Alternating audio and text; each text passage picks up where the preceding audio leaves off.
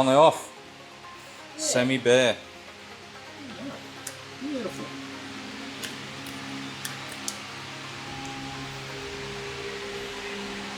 So for anyone who may not have seen under the covers, so to speak.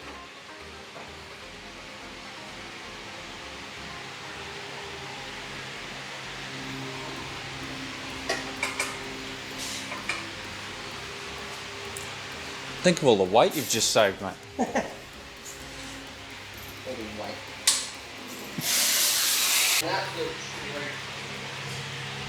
Look at that, mate.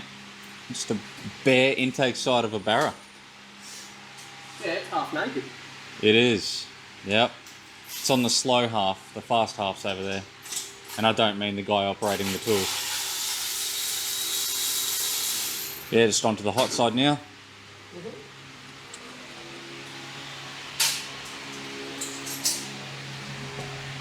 I mean, that's part of why it's as strong as what it is, because of all the external webbing.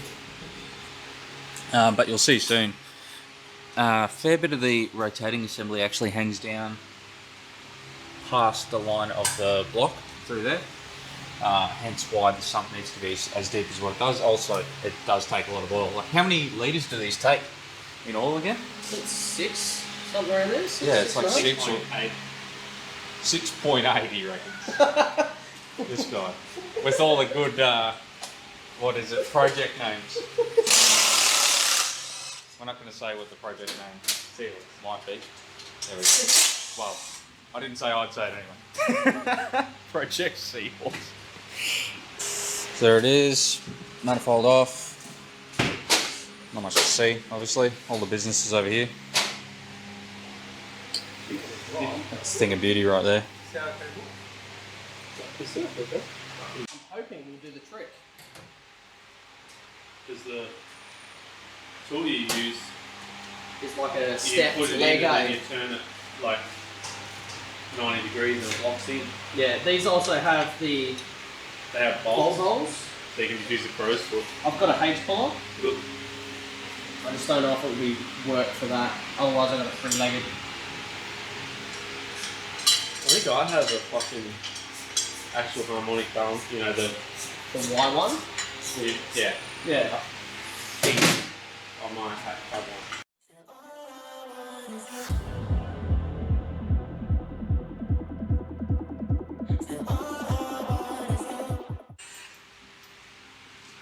Smack that off the hammer. Well, I bought one of these, like the bigger version, and it got the body of this bit away from it, so if you're in a tight spot, Yeah. it's good anyway, so.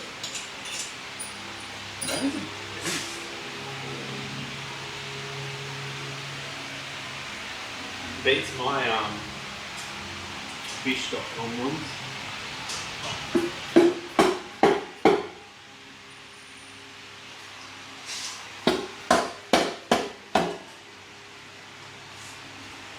What's wrong with that? There's something down here.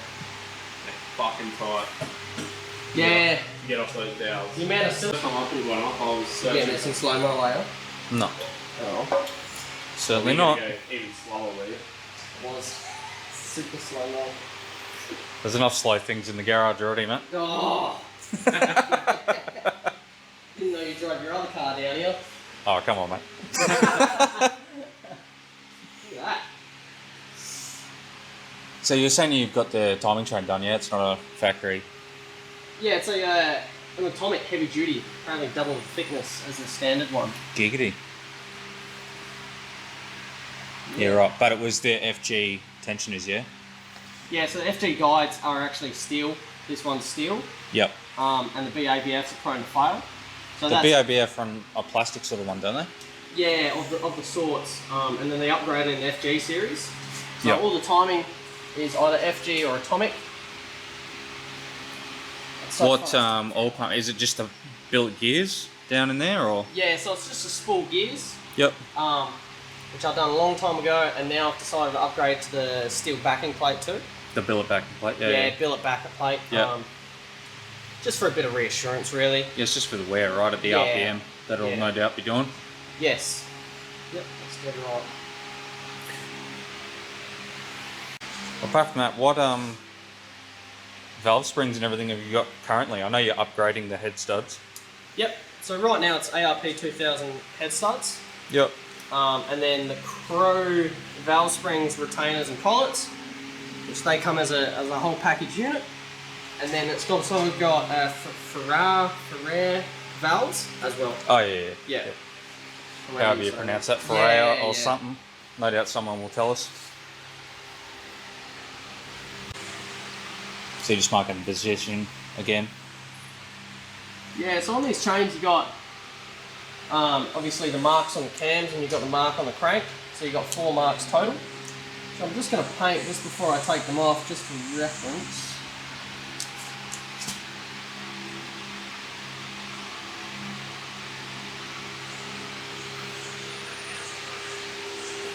I'll have to spin it around just a little bit to that one that's just there.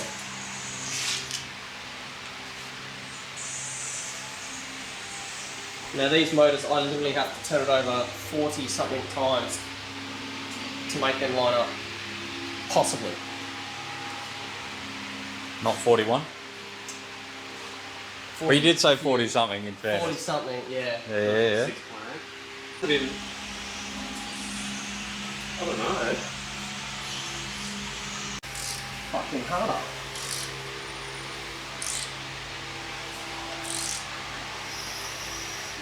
You take spark plug out.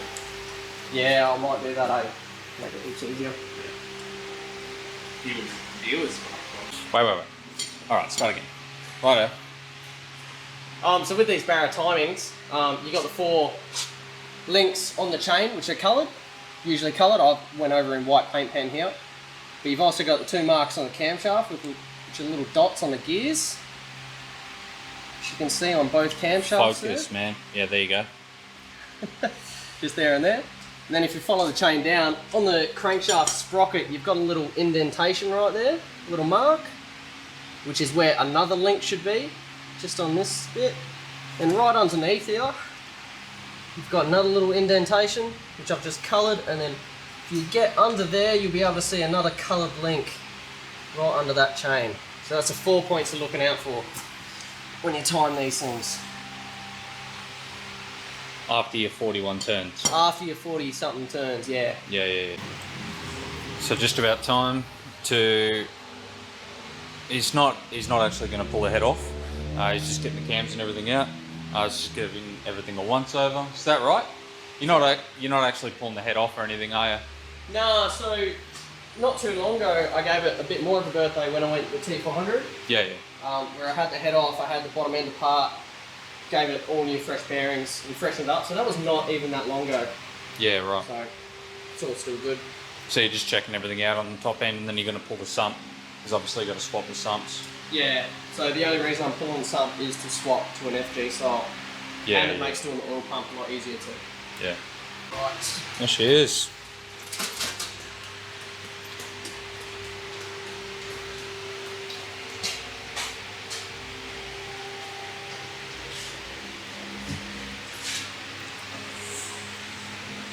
About half torn down.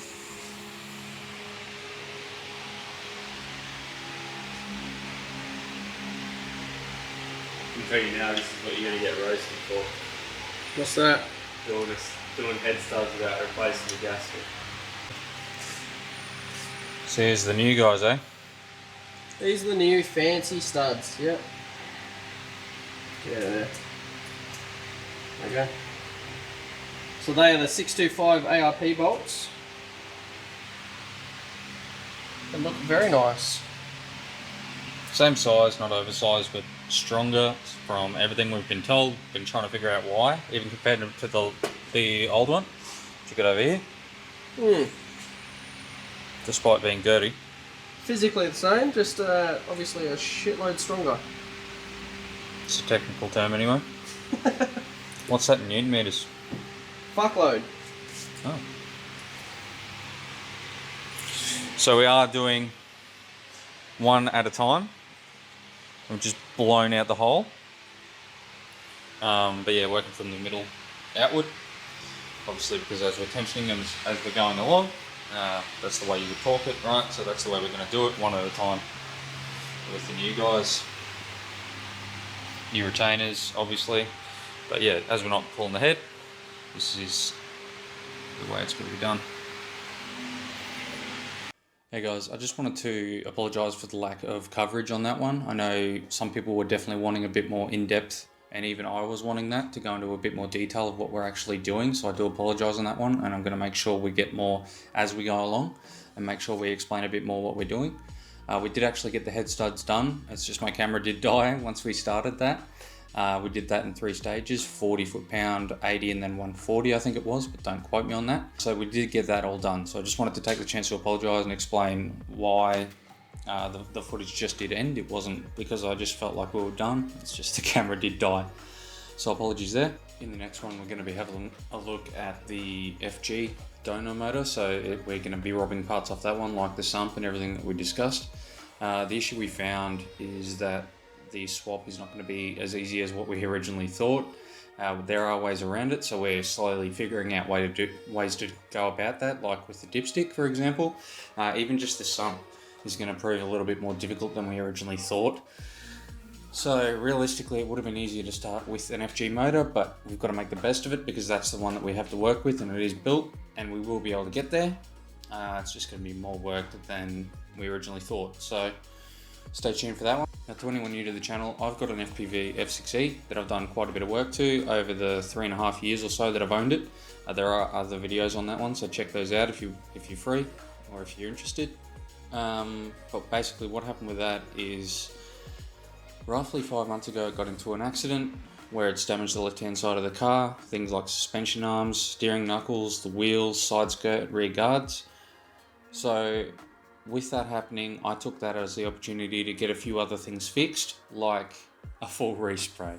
So there were blemishes and other marks on the car that I just wasn't happy with, and stone chips on the front. So I've taken it as the chance to get that all freshened up. So it's going to come back totally resprayed on the outside as well as the door jambs.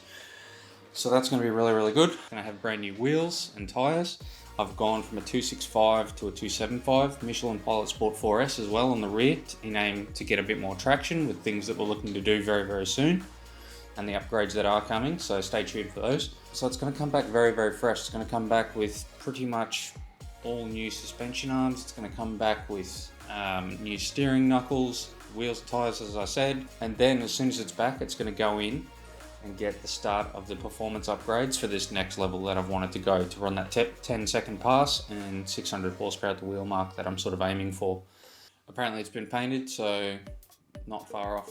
Just got to go through the final stages with that one, and then we're going to get it back. So stay tuned for that. Catch up.